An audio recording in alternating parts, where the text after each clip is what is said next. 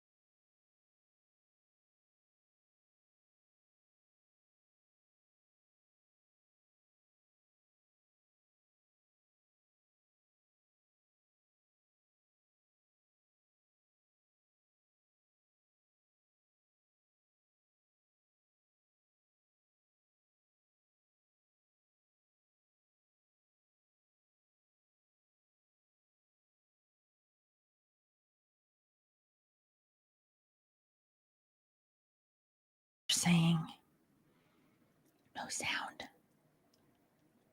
No sound. Can you hear me? I can't hear you at all. Ah! There. Oh, there you go. Brilliant. Now I can hear me now? Yes, but I have no idea what you just said if you lost 2 minutes. Well, that's okay because that means nobody else heard us. Oh, really? Did no one hear? Do you want to start? You should start over, no? Okay, yes, good. let's Okay. do that. Oh my goodness, I am so glad you're on, or else we wouldn't have known. But okay, so here we go. We'll start again from the beginning, scratch. We are Jared and Louisa Wendt with Build on Rock Parent Coaching. We are certified parent coaches. Have 6 children, 3 in heaven and 3 on earth. Our children on earth, 2 of them were born to our family through adoption. And even though we had a lot of training and attachment and trauma and sensory needs and all the things, we had some major stumps on the way. And as we were learning and finding things out, it made such a huge transformation in our life that we decided we really feel called to share all this in a very streamlined way for parents who, like us, felt stumped and like we don't understand our children, or we just have a really hard time connecting with them. And so that's what we're here. That's what we do. We coach parents, we do workshops, we travel around, and we are here to cheer you on. But today we are very excited because we have a very special guest. Her name is Christy-Faith. She is a homeschool mentor, podcaster, speaker. She wrote a book. She goes around and just cheers all parents and homeschoolers. So she has, how we met her really briefly is I was wondering if we should homeschool our kids. And honestly, I felt totally under-equipped, ill-equipped, and so did my husband. And when we were led to Christy-Faith, she has cheered us on totally for the last year. And I have come 180 degrees from feeling like I can't do this to we've got this. We can do this all the way to the end. So this is why we have her here, because she has empowered us so much. I know she can do this for everybody and anybody. So here she is. Hello. Christy-Faith. Hi, everybody. I'm so happy to be here. That was so sweet. I love your story. And I am so excited about what you guys are doing. And I can't wait to answer any questions that people have tonight about homeschooling. And I'm sure there'll be parenting questions too, because parenting and homeschooling is so connected. So I'm thrilled to be doing this with you tonight, Jared and Louisa. Thanks for inviting me. Thank you, Thank you. Christy. Thank you. Awesome. So, for those of you who don't know anything about you, who've Yes. seen you just for the first time, would you like Yes. to tell us a little bit about who you are, what you do? Yes, I'll try to keep it brief. So, I have been in education for over 25 years. My husband and I founded a boutique center, a learning center and consulting firm in Los Angeles, California, where we educated the kids of the A-listers and billionaires. So, they came to us with all sorts of educational problems, and we helped get their kids through to schools. We got kids into Ivy Leagues, all of the things. And we also ran a homeschool pod out of that center before pods were even called pods. That's what they would be called now. And so but back then when we were homeschooling, it was more utilitarian. So we had child actors and pre-pro athletes, like we had an Olympic skater, ice skater, we had a pre-pro surfer. And so it wasn't really a philosophical homeschooling like what I came to arrive at when I had my children. So we had kids a little bit later. We were already married 11 years and we had our business running before we had our first child. And then when our first child got around school age, we were kind of looking around and thinking, is this really what we want for our child, right? And we were in a position where we could send our child to any one of those private schools in the area. But here's the thing that we came to realize is that we kind of saw how the sausage was made. We worked with kids from all of the schools, over 60 different public and private schools in the Los Angeles area. And if you're thinking of a school right now, like, oh, I wonder if she worked with kids at this school. Yes, we did. All of them, like surrounding the LA area. And we just started to see, like, are these kids happy? Are they well adjusted? Sure, they're getting into Harvard and Yale and Stanford, but what kind of a human being are they? And Scott and I are people of faith. We love God. We are unashamed about raising our kids in our faith. We have that right in our country to do that. And it just really saddened us how empty education was, how utilitarian. And you would think that if you had all the resources available to you financially, that the outcomes would be better. If you could go to the best of the best private school in the nation, wouldn't the outcomes be better? Well, you could argue that sure, they got into, they had better networks of people that got them where they wanted. I don't want to say better, but better in the sense where it got these kids where they wanted to go in terms of their career aspirations.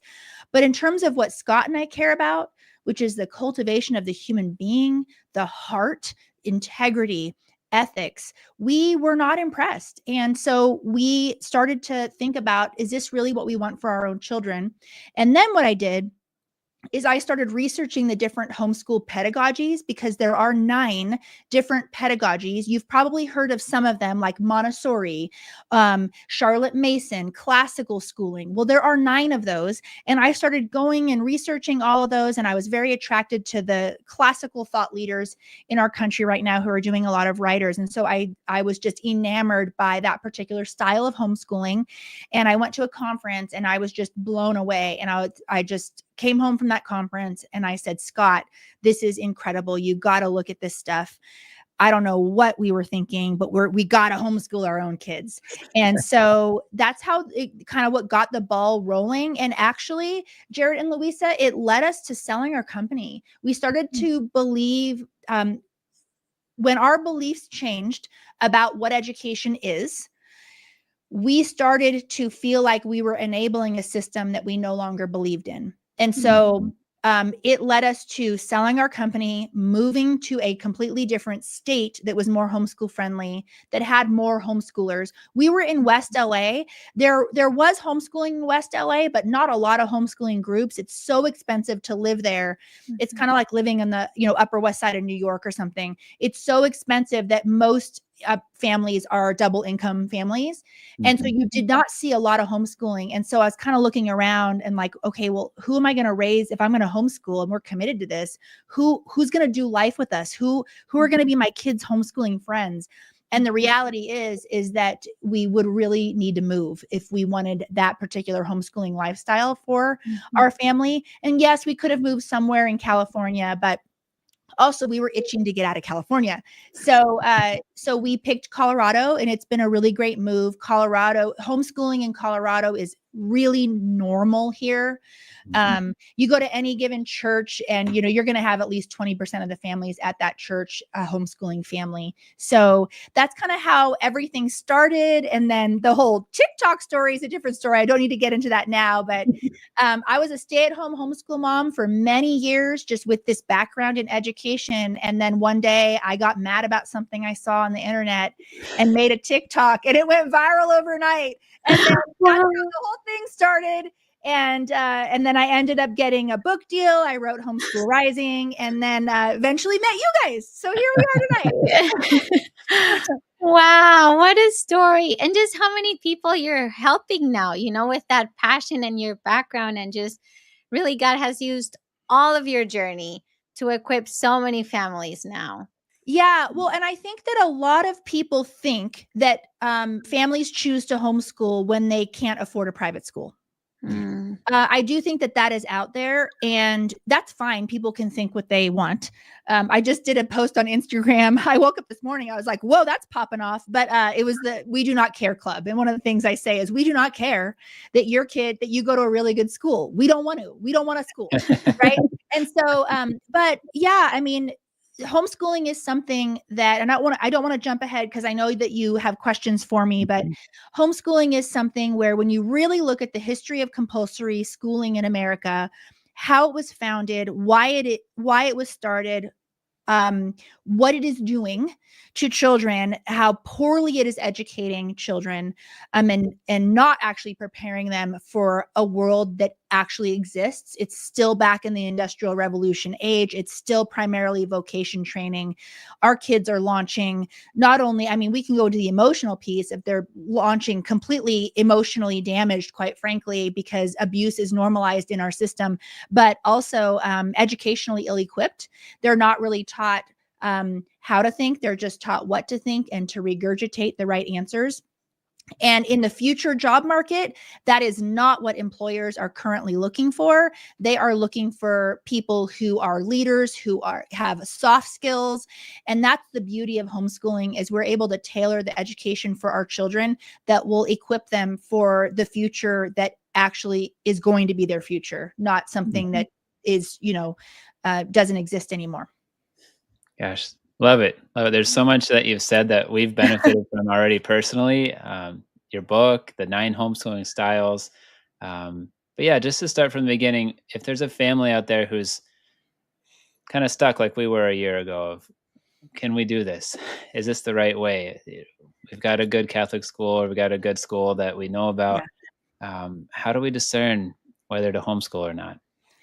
Yeah, well, I firmly believe that, so I'm going to come from this point of view, that there really is no better place to educate a child than in a loving home with a motivated parent, period. Now, does that mean everyone can homeschool? No. And does that mean that everyone should homeschool? No, right? I do not want a narcissistic, abusive parent homeschooling, right? We don't want that. But with that in mind, in terms of, can I really do this? Where I'm lost, where do I even start? I think that the first thing that I want to point people to is, if you go to my website, and I know you can kind of put it on the screen or whatever, it's Christy-Faith.com. Don't forget the dash. Yeah. I have quite a few free resources on there. I have a 23-page ebook on how to start homeschooling, and it goes through the 6 steps. It's completely free. I have the 5-minute homeschool style finder, which will help you narrow down what your homeschooling style is of those 9 pedagogies. Because here's the thing, it is extremely overwhelming in the beginning when you feel called to this. And society tells you that you're not qualified, when in fact you are the most qualified. And, you're going to hear objections like, well, how are you going to teach the upper level sciences, or how are you going to teach this? Let me tell you, we don't. We source really well. The stuff that, like, after third grade math, I'm out, right? I'm out. We don't have it. It's not that I'm not a homeschooler. I absolutely am a homeschooler, but the resources that we have at our fingertips today are absolutely phenomenal. We can easily put together a world-class curriculum, better than the best private schools in the country, for a fraction of the price through homeschooling. And nowadays, with all of our options with groups and co-ops, even that socialization argument that people used to have is a moot point now. Thank you, Christy. Yeah, we have loved that 5-minute style finder guide. That was so fun for both of us when we were studying this. Oh, good. And honestly, for us so too, fun. at the beginning, we were just asking people about like what curriculums they were using. Yeah. And so then we're like, well, that works for that family, and we like that family. Maybe it works for us. And that was like the terrible mistake, because Honestly, I thought we were going to be a classical curriculum family because I have a philosophy background and I love all that, and it was a disaster. And so and we made that helped us so much. mistake where we we're like, as a couple, we're like all in or all out. And so we're like, okay, we're all in on this. We're going to try the homeschool thing, and we're just going to get all the materials for that curriculum. And we wasted that money totally, because we tried it and it wasn't the way I teach. It isn't the way my kids learn. And that made me think I am the worst homeschooler ever. I can't do this. So when we reach into your resource about finding your style, I was like, oh my gosh, no wonder this didn't work for us. Yeah. And what's really sad, Jared and Louisa, is people will start homeschooling that way and they'll be miserable. And then they'll say, well, homeschooling wasn't for me. And they don't realize that the journey of homeschooling is like learning to drive. When you're first learning to drive, you're looking at every pedal, every blinker, everything, right? And you're really nervous and you're like this. Well, you don't just say, well, driving's not for me, I'm out. You figure it out. You figure out how to make it work for you, and you pivot. And I do think that our superpower as homeschooling parents is pivoting. Now, I do want to say something about the homeschooling styles. I think it's really cool that you got some clarity with that. What you're going to find is that there are people that are going to tell you how you should homeschool, especially when you're new. You should homeschool my way. I want to just gently encourage you to ignore those people, because a person that has emotional maturity and wisdom in their homeschooling is going to know, someone who is worth taking advice from is going to know that the most important thing about homeschooling is being a student of your child, because you're doing this to give them what they need now so you can prepare them for a bright future. And that means you're not going to fit into any particular box or their box or how they do it.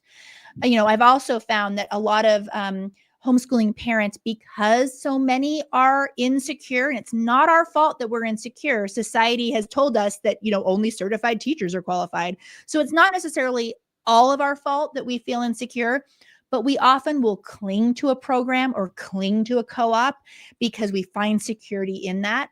Yes. But here's what I want to say. When you've been homeschooling as long as I have, when you're entering your 7th year, 8th year, 15th year, you're like, sure. Yeah, I'm Charlotte Mason for this. I'm classical for that. I'm here, traditional for this, because you have your sea legs.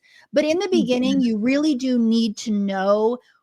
I ultimately think that finding your homeschooling style is more about helping the parent dream about what's possible for their child's education more than anything else. And then it also is helpful because it helps you narrow down what curriculum you're going to source, because most curricula on the market will advertise that they are a certain particular style. So if you are maybe like a Waldorfy parent or a little interest-led style, you're not going to want something that's in the more traditional or classical. You're never going to be happy if you buy that. So I'm so sorry. I will say that I'm really sorry you wasted all that money, but I will say you're not alone. We just did a big house purge, and I was like vomiting at the curriculum that I was, and because I've been homeschooling so long, all the editions were outdated. So it wasn't even stuff I could resell. And I was like I'm like, oh, this hurts. And I never used this, but it's part of the journey. And, but what style are you? I'm so curious. Oh, we're interest-led and mostly interest-led, I think. Interest-led was our one. Yeah. Yeah. That's beautiful. How fun for your kids. It's been really fun. We really love homeschooling. No, and really freeing to break out of the box curriculum and just kind of source things. Yeah, obviously, reading, writing, kind of stuff, and math. But other than that, more just fun, right? So it's been a lot more fun than just we got to do the whole box curriculum. So thank you for that. Thank you. Oh, I'm so glad. And I absolutely love that. And we do a lot of interest-led learning in our home too. And for those of you listening, what's great about pursuing your children's interests in their learning is there's like 50 years of research that shows that really fuels their intrinsic motivation. And that's when you think of intrinsic versus extrinsic motivation, a great way to view it is when we have a hobby, we just really want to do it and we're interested in it. And people don't realize that education can be that way too. And it's not that we're going to be irresponsible. Like you said, Jarrett, of course, they need to know, they need to read, right? So there are non-negotiables, and that's fine when we try to find the best fit for them. So there are those non-negotiable foundations, but I love that you're having fun with it and that your kids are having a blast. Can you believe that our kids are begging me every day to read Shakespeare? Can you believe that? Yes. And they're 6 years old. They're 6. That's so cool. Do you have the children's versions? Yes, Yeah. Complete Shakespeare. Oh my goodness. Yeah. That's fantastic. Do you homeschool together? Do you share it? We do different subjects and stuff. Yeah. Oh, perfect. Yeah. Jarrett teaches English and I teach Spanish. Oh. You And then do math. I do math. And then Shakespeare. He does Shakespeare. Yeah. Good. All the puppets and the Hobbit and all those things. Oh, I love that. How fun. Yeah. Okay, let's move on to our next question. We'll keep talking here. What's the biggest mistake new homeschoolers make? Did we already say it? Like buying a curriculum and just trying to do that? Is that the biggest mistake, or is there something else? I actually think there's a bigger mistake you can make. Okay. Than buy the wrong curriculum. Yeah. I think the biggest mistake you can make, especially if you're starting homeschooling, is trying to do too much and comparing yourself to a system that, one, is fabricated in your head, and also, if you look at the latest statistics, is failing. But yet we still compare ourselves to that. And so that is a struggle. And when I first started homeschooling, I was so into it and so excited that I had my poor 5-year-old transitioning to like 12 different subjects a day, whether it was a nature study and then a composer study and then this and then that and memorizing this. And when I look back on those years, one thing that I regret is not just taking a breath and relaxing and enjoying it. And that's one of the reasons why I started Thrive Homeschool Community, was if I could get moms or dads to that, almost like the 3-year spot faster, like within 6 months, we could save a lot of those growing pains in those early years of the stress and then never feel like you're doing enough. At the end of the week, look at everything we didn't cover, kind of living in that gap mindset. And I will say that, especially when I was first starting, with the pressure that I put on myself, I'm going to be this classical homeschooler and my child's going to end up in Harvard and he's going to be a savant and all these things. We really just took the joy out of what I was doing, and that's missing the whole point. Yeah. And what we know, and I didn't read the research at the time, but it is true that less is more, that space and margin is where the sweet spot is. And because there's no way we're going to cover everything before our kids are 18. It's just that the theory of gaps is either because I was a school teacher, so either you rush through everything and they forget what they've learned, Or you don't cover everything and then they don't know what they didn't learn. It's impossible to not educate with gaps. It's just not possible. So, and that's something that we worry about, but we're holding ourselves to a standard that is not even possible for anybody. So what I like to do is to help parents ask themselves a better question, which is what is worth covering and what is an education? Because if you're going to view education as just vocation training, then treating your kid like they're a bucket or a stuffed animal to be stuffed, that's what you're going to do. But if you view that education is something different, the education is what I believe it's more of the cultivation of a human being, because I want my kids to grow up in empathy. I want them to be good people. I want them to serve others. I want them to grow up in their faith. I want a lot of things that have nothing to do with knowing that the mitochondria is the powerhouse of the cell. So, and when you look at that, you start to educate differently and you start to not sweat over the small stuff. And, we spent an example of this is one year, my son was just really into birds. Okay, awesome. Colorado is a great place to view birds. I'm sure where you are too. I let him spend an entire year in birds, studying birds, learning the birds, classifying birds, sketching the birds. And we called that science. Now that would freak someone else out who still believed in state standards. Yes. For science. Yes. But why? There are kids. So you cover everything that third grade standards say, and then what? They forget it by September anyway. So, and he looks back on that, and he loves science. By the time I got to high school, I hated science. I still don't like it. I don't like teaching it. But my kid loves science because he thinks science is whatever he's interested in, which is awesome. He's still going to learn that, now we're in high school. So we have, high schooling is a little bit different because we're now looking to college requirements. But before high school, we can have a lot of fun. Wow. Awesome. That was a lot. That's so fun. No, that's great. No, That's it great. is so fun. Go ahead. Where do you want to go? Let's see. So you have resources to start homeschooling on your site right there, Christy-Faith.com. How do you, this is a big question that everybody asks. How do you pick the right curriculum? Yes. So first when I teach the Homeschool 101 workshop at homeschool conferences and conventions, you might be surprised to know that choosing the curriculum is the fourth step out of the 6. What I have you do first is I have you know your homeschooling style. I have you dream to know what you want for your family and the type of lifestyle that you want. I want you to know your why, which I know you guys have taken my Finding Your Why workshop where you and you have in a sentence form why you're doing this, because then you can use that information and that as your solid ground to then make the decisions and make the purchasing decisions after that. So, however, this is what I will say is it's better to actually, I'm going to quote Tina Fey, the comedian Tina Fey. Yeah. She says, and I'm going to quote her wrong, but she's like, don't be the kid on the top of the water slide that's scared to jump. Like just jump down the water slide. And we have a Great Wolf Lodge by us. And my soon to be 11-year-old, she was 10 at the time. She's going to be 11 this week. One of the twins. My sister took them for my nephew's gotcha day. Do you guys do gotcha days? Yeah. Okay. It was my nephew's gotcha day. And she's like, I want to take all the kids to Great Wolf Lodge for gotcha day. And I was like, awesome.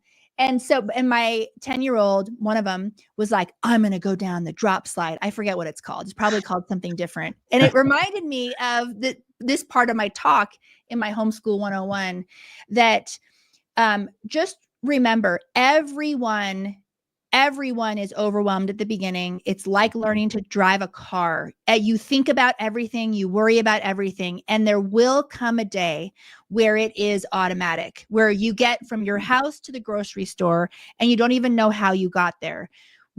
At this point, at how many years I've been homeschooling, my days are running at a clip. I know what curriculum that I want to use. My kids know their schedule, but I didn't start there and no one starts there. But it is even doing it. And by the way, I'm still doing it imperfectly. Every single one of my 4 children is using different curriculum. It's not like I use the same thing for each child. So because I'm a student of my children, right? So, but what I want to say is you need to give yourself grace, because in the beginning, you're going to fumble through it. And is it great if you have a community and you have mentors? Yes. It's one of the reasons why I started Thrive Homeschool Community, but you can find that in a co-op. You can find that for yourself locally. You don't need Thrive Homeschool Community, although I would love to have you. You don't need it necessarily if you have something else, but having that community that is rooting for you, where you have questions, you know where to go, and you know people that have been doing this a while to ask, is really important. But the number one thing that I would say for someone totally overwhelmed and not knowing where to start is I would tell them, just start. Just do it. Just take that leap, take that jump. And I'm now to the point where I source from all different places. All the time in Thrive, I have moms who are just so scared that I actually tell her, go to this company, buy that whole grade level. Let's do this first year. Let's talk about it. Next year, maybe you'll branch out just for math. Maybe but even that is better than having your kids still in school when you know that they're not supposed to be there anymore. Yeah. Amen. That's awesome. I do want to chime in real quick about your Thrive Homeschool Community and how much it has benefited me, especially because, I am a busy mom with my kids all day, right? And so I don't really have time to go and have lunch with somebody or something like that, because I have them with me all the time. But then also the office hours that you offer and the expertise that the people that you have in your team bring, it's just amazing. And the fact that Jared can jump in and ask questions, I can jump in and ask questions. And then all the work in the back end on your app, I forget what it's called. But anyway, the app where everybody can chime in, and all the parents when they're discouraged and they're like, I'm having a hard time, do you have ideas? And then it's just such a safe space that I just love it. So I just want to thank you also for putting that together, because it's been a huge cheerleading team behind us in the homeschooling. Oh man, that's so encouraging for me to hear, because before Thrive, I've always done consultations, but it was just, I would meet with the family and then it would be over. And I was like, man, what I wish I had when I was starting out was people to do this life with me who were rooting for me. And so that's encouraging. Thank you. And what you mentioned is something very real and something to consider when you're starting homeschooling is it is a sacrifice. And it is not hard. And one of the things that, and I'm excited because I love what you guys are doing in your ministry with the parent coaching, is the one thing that I'm really thankful about homeschooling that it's done in my own life is it has really encouraged me, or maybe forced is a better word, to look within myself, to grow as a person, so that I could make this homeschooling life sustainable with my parenting. Because if you have a parenting area that is a struggle, it will be amplified when you homeschool. This is why you hear non-homeschooling moms say all the time, oh, I could never spend all day with my kids. Oh no, I could never homeschool. I could never spend all day with my kids. To me, that is such a red flag, because why? What's going on that you can't spend all day with your kids? And is that not something, okay, forget if you want to homeschool or not, whatever, but do you think that's a problem that you're not enjoying your kids? Because I do. I want to love my kids. I want to love my life. We all love our kids. I also want to like my kids, right? But that doesn't just happen. Right. We have to build this culture, and I don't know if the followers listening right now are people that you've already worked with, but I love connected families. I love the framework that you teach. It is just chef's kiss in terms of what's going on in me first, right? And self-regulation. And that is how, and sadly for a lot of us, because we weren't raised this way, we're kind of this first generation of trauma-informed, emotionally aware people. we're teaching ourselves while it's like we're building the boat while we're sailing it. And so I just think that what the work that you are doing is so important. And if you haven't worked with them or booked a one-on-one or done their group coaching, I really want to encourage you to do that if you are going to homeschool, to also work with them, because it will make you a more successful homeschooler too. Thank you so much, Christy. A sip of water. Thank you. Yeah. I know a huge passion question for you is about socialization. So I know. Dare you? What time is it? Yeah, right. Okay, we have time. Yeah. How do homeschool kids socialize? Yeah. So, okay. So I dedicated an entire chapter to this in my book, Homeschool Rising. It's right there in my book, Homeschool Rising. It's chapter 7. So here's the thing about socialization is there has been quite a bit of research on homeschool socialization, because it's been our largest objection since, pretty much the 1980s. And what we have found is that 87% of peer-reviewed studies show that homeschooled kids are happier and healthier socially, emotionally, and psychologically.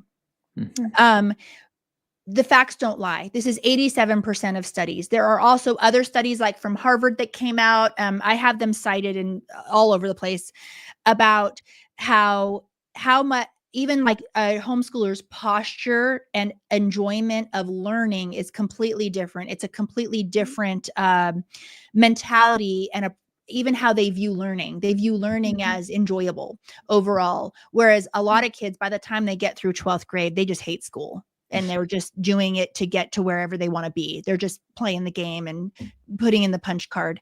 So here's what I want to say about socialization is that our society has confused fitting in with socialization. And our society has confused age segregation and being around crowds and crowds of other children as socialization. That is not socialization. That is what we call forced association, right? You can be at Disneyland and not be socialized. You're just around crowds of people. Okay. So, but for some reason, if that Disneyland is a school, we now call that socialization. It's not socialization. Okay. And then we also have something called age segregation that if I could write a book, it would never sell. But if I could shout from the rooftops how damaging age segregation is for child development, I really would. But I don't think any publisher would ever even listen to me. They'd be like, we won't sell that. But age segregation is actually pretty damaging to children. We know that children benefit from being exposed to and interacting with all sorts of ages, from babies to the elderly. So this is why you get, people always make comments about homeschooled kids that they make eye contact with adults. They actually answer the questions, right? When my kids are at a birthday party, my son, I remember this was a couple years back, but this grandmother was at the party, the grandmother of the son who it was his birthday. And she was just sitting there. And my son was just like, oh, hi, I'm so happy to be here today. Are you so-and-so's grandma? And he started up a conversation with the grandma. And then he went over and there was a little baby on a blanket, right? And he went over and also played with the baby, and it was like her jaw dropped. Like, this is not normal. To which I say, no, it's not, but it is healthy. So this is the problem with how our society views socialization. Brene Brown does a lot of research on the difference between fitting in and belonging. So you know how people say, like, I can spot a homeschooler a mile away because they're like socially awkward or weird or whatever, to which we say, boldly, that's because our kids have a very solid sense of self and belonging that they do not need to mask to fit in. They don't need to have the right Nike shoe and the right this and the right phone and be on the Snapchat in order to not be ostracized at school. So our kids, here's what I say that's a little bit different than other people in the homeschooling space. A lot of people will just defend, oh no, we socialize, we do co-ops, we do this, we do that. I don't even like to go there. What I like to say is, my homeschooled kids' social experience is so different than what kids in school would experience. And their educational experience is so different. My son just finished his 5th year of Latin. He reads the classics. He reads the Iliad and the Odyssey way earlier than even other kids would. So why on earth would I expect him to look, act, and talk just like all the other kids? It's kind of the point. The point is that we don't want them to look, act, and talk like all the other kids. So here's what I will say. I do think homeschool kids can present differently. I once walked into a basketball game and I saw these 3 girls together and I saw how they were acting with each other. And I was like, I bet you they're homeschooled. So what do? I got my chair, and it was one of those games where you have to like bring the chair, and I made sure to plop next to them, and I started up a conversation with the girls, and all of a sudden they are having a conversation with me, and they are making eye contact, and one of them has coloring and one of them has knitting, and they're talking to each other. And then I was like, of course, so where do you go to school? Right? I knew. And they're like, oh, we homeschool. And I was like, we do too. Right? But I just wanted to prove the point. They were happy. They were healthy. They were joyful. They did not present like, the disordered socialization that we see in the public school system. So I know that might sound strange to people and a little bit bold. I want to encourage you to do more research on fitting in versus belonging. And also write this down if you have a pad of paper. I want you to look up the disorder of peer orientation. And there's a lot of research on this by Gabor Mate and Gordon Neufeld. They wrote a book called Hold On to Your Kids. It's not a homeschooling book, but it will show you exactly what has been normalized in our society. And then when you look at our statistics, the rates of anxiety, depression, bullying, then you realize, oh, yes, of course, this is a peer-oriented society. Basically Lord of the Flies that we are putting our kids in, but then we're calling that normal, to which I say, no, normal is not healthy, and I'm going to choose healthy, even if that means my kid presents differently than your kid. I don't care, because I am here to parent my kid, and I want to raise a wonderfully thriving human being. Amen. So, yeah. I love it. And ever since I heard that analogy to Lord of the Flies and public school or private school, whatever school, I can't see it. I can't not see it every time. So, yeah.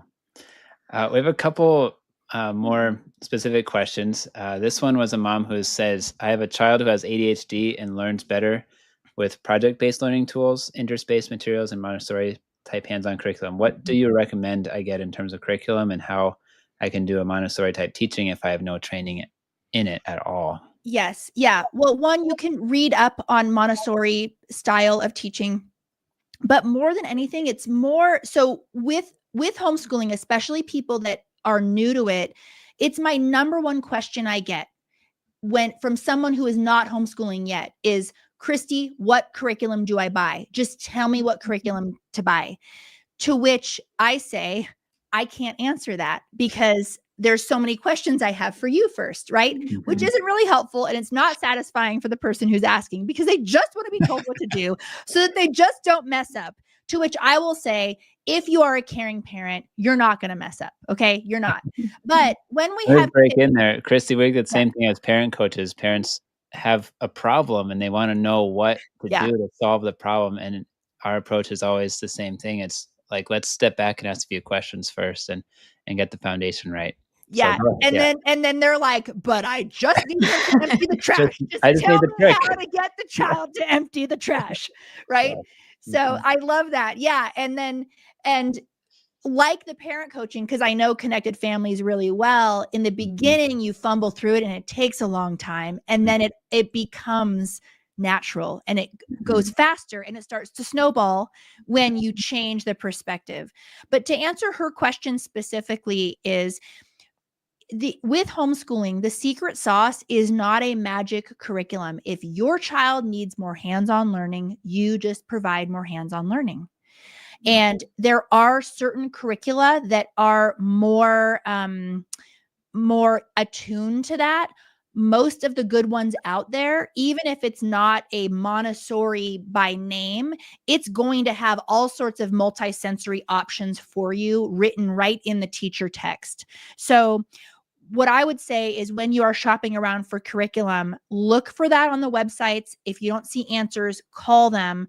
But the ones who are really good at hands-on learning and multisensory and getting outside and doing all that, they're going to have that in the forefront as one of their selling features. So it's not necessarily, so what I would say about my viewpoint of curriculum is most curriculum will do the job. And then we are the secret sauce on how that curriculum is executed. That's why what sometimes moms get in a rut of they keep wanting to change curriculum because the grass is always greener, to which I say, let's stop spending money and let's figure out how to work with what you currently have, especially if I know it's decent, right? Especially if I know like this is going to teach your kid math pretty well. Let's figure out this before you start spending more money and more money and more money. That's great. That's great. This one? Yeah. Yeah. So this is kind of a big one. It's going to catch a couple different angles on it. So this mom says, I'm worried about my own discipline as a homeschooling mom, maintaining a routine, keeping up the house while teaching, maintaining a tight budget on one income, and most of all, keeping my cool with my children when they inevitably resist lessons or any other number of normal behaviors that will trigger me. What do you say to that, Mom? Oh my goodness. Yes. Yes. Well, kids are triggering, right?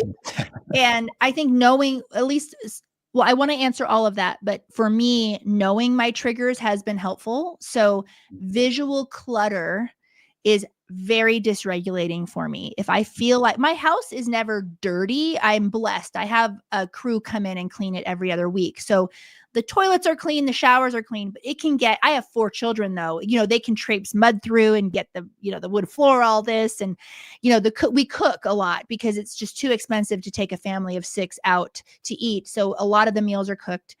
So here's what I would say, especially if there's ADHD and neurospiciness in your house, we know that it's hereditary. So if mom has it, probably one of your kids, the likelihood at least is that your kids have it too, if your children are biological. But anyway, is what the secret sauce is, and I teach this in my class on resistant kids, and I haven't taught that class in Thrive yet, by the way, is all kids need structure, but resistant kids, where you get battles, pushback, not wanting to do the work, they really need structure. Now, not rigid structure, not authoritarian parenting. Don't mix up what I'm saying, but kids thrive when they know what is expected of their day. They know what is coming up next. In fact, there have been studies that show that when kids do not have an idea of their day and their week and their month and what's coming up, it's actually really dysregulating for them, and those kids have anxiety. Now, this goes against what we hear a lot in the unschooling spaces, right? Unschooling is kind of like it can be very loose. Unschooling can look different, but if you go on Instagram and you see these moms and their kids are frolicking in the fields and it looks like there's no schedule at all, and we'll make sourdough and then we'll go out and catch frogs and then maybe we'll do this and then we'll call it math. That looks really great on Instagram. That is curated, but we can't extrapolate that to think that's how the lifestyle is, because the reality is that we have responsibilities, and we have a responsibility to educate our children well, right? I'm a person of faith. I'm going to be standing before God one day. And I'm going to answer for the parent that I was. So, and the education that I provided for my kids. And no, I don't expect perfection out of myself, but I want to do this work faithfully. And I want to honor my children in it. So the one piece of advice that I would give that goes against what you're going to see on social media is structure your day. I just put it up this summer, actually a little bit before summer, because I did it in speaking season. I have a freebie on my website of sample homeschool schedules. So if you're not sure where to start with, okay, I want to structure things up a little bit, what would a homeschool schedule look like? I have options for preschool all the way to high school, and they're just samples, but they are real schedules though. They're not just fake ones that I put on there. And my actual schedule is in there. So you're like, what does Christy do? Well, it's in there. And the answer is a spreadsheet. I do a spreadsheet. I manage 4 kids and I work full time. But my son in particular, who has ADHD, he loves seeing his schedule, what is expected of the day. And I made sure to put margin at, so if I think a subject is going to take 45 minutes, I allocate an hour, and I even have breaks on top of that. So he always feels ahead of the game. And that's really motivating for him, because if he sees that the day was stretched out, he's a high schooler, so he's homeschooling till 2 p.m. He has serious subjects. So, but then if he finishes at 1, he feels really excited that he got an extra hour, right? But what he doesn't know is that I actually put it there on purpose to be motivating. So you can check out that freebie and download that right now if you want. Wow. That makes a lot of sense, Chrissy. Rhythm is Yes. really, really safe, right? And regulating. Maybe it takes a couple of days or weeks for that rhythm to feel comfortable, right? It might take a little bit to get there, especially with a defiant child. But then it becomes a place of safety. Yeah. That's awesome. Great And advice. do you guys ever talk about the storming phase in your parenting Not stuff? so much, but yeah, we're familiar with that. Yeah. Like the Tuckman theory of the storming phase. Whenever you try to make a change or structure things up, you're going to get resistance. So I have moms who take my advice and they're like, we try to schedule, and then it's the first day was awful. It's not working. And I'm like, first day, you need 3 weeks. You need to keep at it for 3 weeks. So, but a lot of people don't realize that the storming phase is literally an expectation when there is a big change that's made in any type of organization, whether it's a business organization or, your family, because you're technically running a little organization. So just expect that just because you get pushback and resistance more fired up and more escalated, as long as you feel really comfortable that your schedule is not unfair, it has margin in it, you're not overtaxing your kid, stick with it. And that consistency will pay off pretty soon. Yeah. Wow. That's true. Thank you, For us Christy. too. Yeah. Okay. Well, we're getting here close to the end. So okay. I want to have you give us your wisdom and encouragement.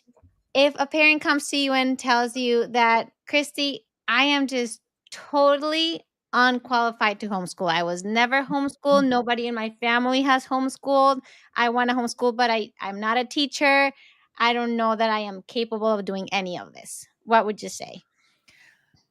Well, I would invite her into Thrive Homeschool Community, and I would have her, and I would have her start the 8-step homeschool success framework, and I would have her take the fail-safe homeschool setup. Those are 2 programs, each have 8 modules, and they're like video courses, and you make binders.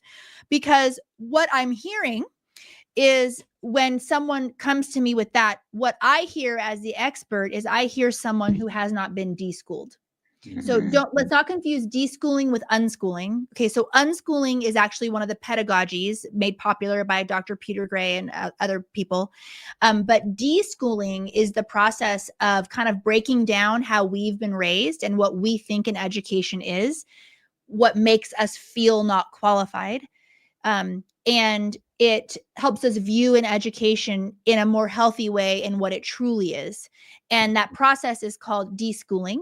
And my 8-step homeschool success framework, I don't know if you know this, but it's literally, it is a deschooling. I don't call it that because that term throws people off, but it is a deschooling framework where when you go through that, you finish that knowing, oh yeah, there's no one that can do this but me. It's so freeing and empowering. Yes. Yeah. We were that parent. We were totally that parent. And you are certified. And I am a certified teacher. And I was like, oh, that's so funny, Louise. That's funny. Yes. I'm a certified teacher, and I was teaching in the classroom for 12 years, and I still felt like totally unqualified to homeschool until I did all of the things that you just said. I have my binder. We have our binder. We did it together. So if you are feeling at all just that little trickle in your heart to homeschool, please, please, please use all the resources that Christy just mentioned. Go to her website. She has so much out there for free. Like, you can be so prepared for it. And then if you need a community, please jump into Thrive Community.